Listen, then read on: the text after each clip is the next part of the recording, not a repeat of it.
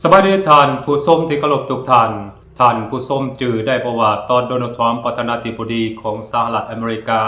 ได้เดินทางมาเยี่ยมยามประเทศจีนในระหว่างวันที่ 13 หาวันที่ 15 นั้น และโดนัลด์ทรัมป์เองก็ได้มีโอกาสนำประชุมปรึกษาหารือเรื่องต่างๆกับประธานาธิบดีสีจิ้นผิงของประเทศจีนเช่นเดียวกัน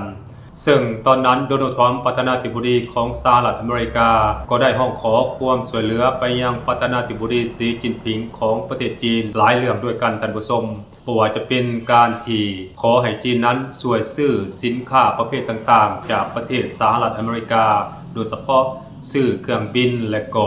ซื้อสินค้าทางการเกษตรพร้อมกันนั้นอเมริกาเองก็ยังได้ร้องขอให้ประเทศจีนซื้อสินค้าเทคโนโลยีโดยเฉพาะแมนชิป H200 ของสหรัฐอเมริกาซึ่งบริษัท NVIDIA เป็นผู้จัดจำหน่ายนั่นเองนอกจากสหรัฐอเมริกาขอให้จีนช่วยเหลือซื้อสินค้าประเภทต่างๆจากสหรัฐอเมริกาแล้วอเมริกาเองก็ยังได้ร้องขอความช่วยเหลือจากประเทศจีนให้ยุติการซื้อน้ำมันจากประเทศอิหร่าน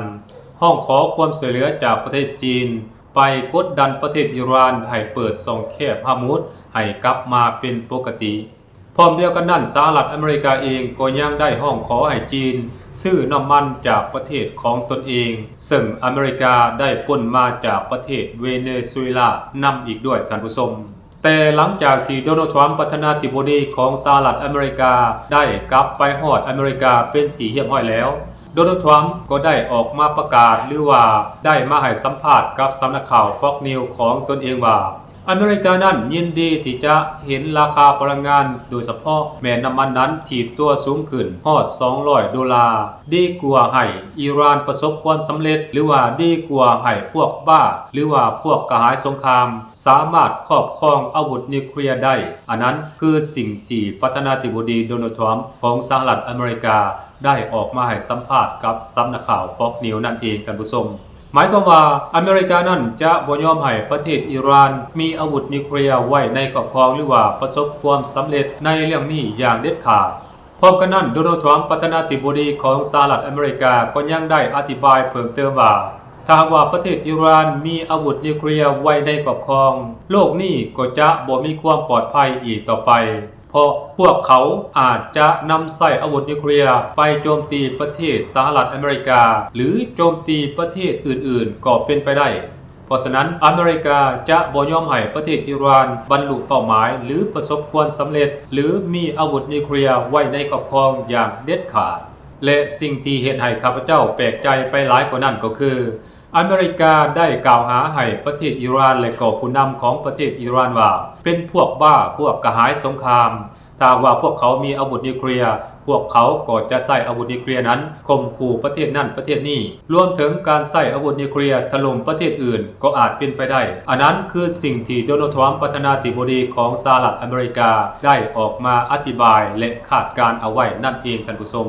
แต่ตามที่ข้าพเจ้าได้ศึกษาเกี่ยวกับอาวุธนิวเคลียร์โดยเฉพาะแม้ในปัจจุบันนี้นั้น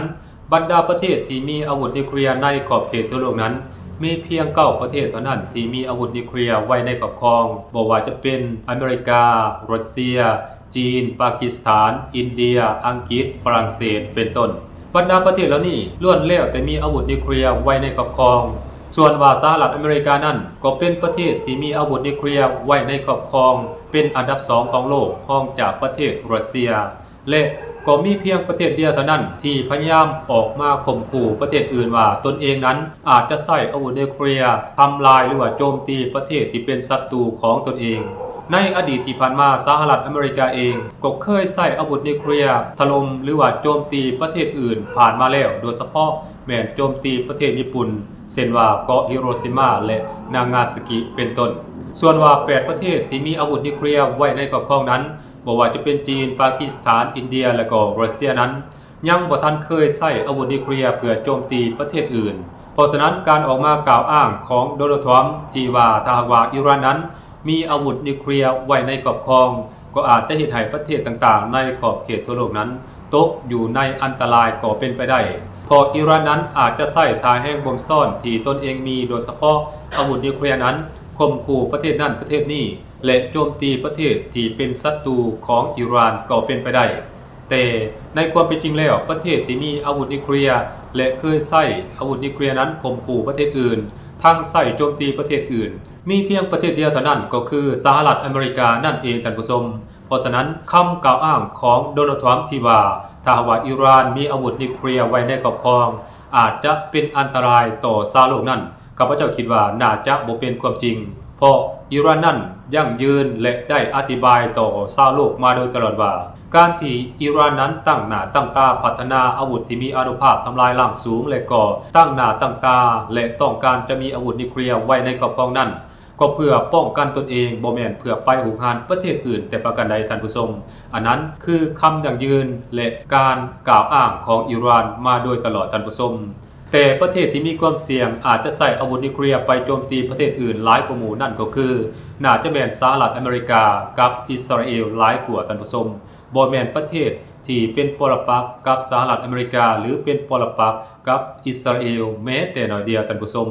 และข้าพเจ้าเชื่อในว่าคำให้สัมภาษณ์ของโดนัลด์ทรัมป์ประธานาธิบดีของสหรัฐอเมริกาที่ได้ประกาศต่อหน้าสื่อในลักษณะแบบนี้ก็เพื่อต้องการยึดเครดิตของประเทศอิหร่านเพื่อให้ประเทศต่างๆในขอบเขตทั่วโลกนั้นกล่าวประณามประเทศอิหร่านก็เท่านั้นเองท่านผู้ชมมันเป็นการโฆษณาส่วนเสือและก็เป็นสงครามพันทางที่สหรัฐอเมริกานั้นใส่โจมตีประเทศอื่นและก็ใส่โจมตีประเทศอิหร่านก็เท่านั้นเองท่านผู้ชมถ้าว่าไผลงเสือคำโฆษณาส่วนเสือหรือว่าสื่อกระแสหลักที่อเมริกาควบคุมได้เผยแพร่ออกไปนั้นคนผู้นั้นหรือว่าประเทศนั้นๆก็จะตกเป็นเหยื่อของประเทศสหรัฐอเมริกาไปแบบอัตโนมัติท่านผู้ชมสบายดี